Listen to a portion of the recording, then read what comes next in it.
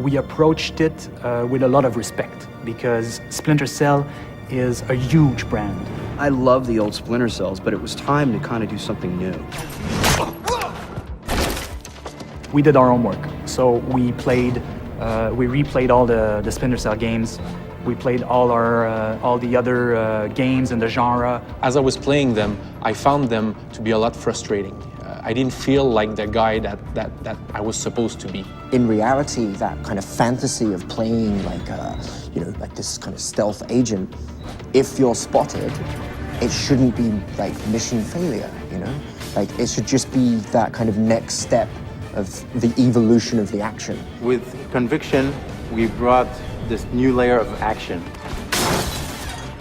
Stealth games, they can be permissive and they can be spectacular.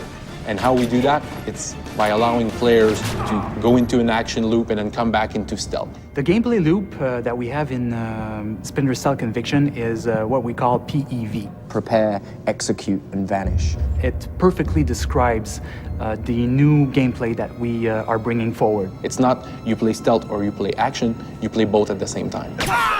What we're really allowing you to do now is approach these missions however you want. This is what I want to do. This is where I want to go. Bang, I do it. If you approach the enemies in a stealthy fashion, you can then be rewarded with a Mark and Execute. Mark and Execute is a new gameplay system that we've created for Splinter Cell. And the core philosophy is basically having the player able to kind of master like Sam's skills.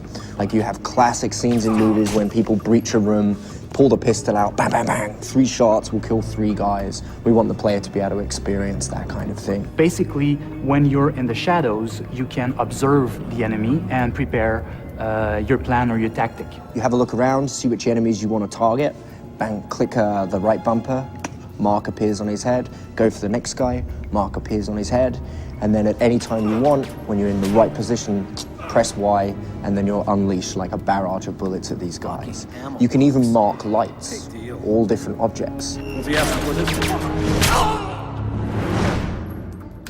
Being able to orchestrate the battle, being able to orchestrate the attack in a very feral, predator way that just makes this game amazing. Everyone is still finding new and cool ways to use Mark and Execute. We're doing it fast because we want you to feel like a predator, like a panther. You got Sam moving in such a way that he never moved before. He's just doing moves that are just powerful. You know, you get seen by the enemies, they start shooting at you, they start engaging you. And then, if you want, you just turn a corner, you hide in the shadows, you break the line of sight with your enemies. And then automatically, what we do is we make appear your silhouette, your last known position. The last known position, it's a visual representation of where the enemies like last saw you. Like a figure of you will appear there, like a ghostly kind of figure.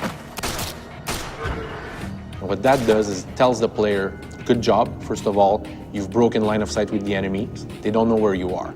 But also what it does is that it tells you that the enemy is going to concentrate on that last known position. So you know where they're going, you know where they're looking.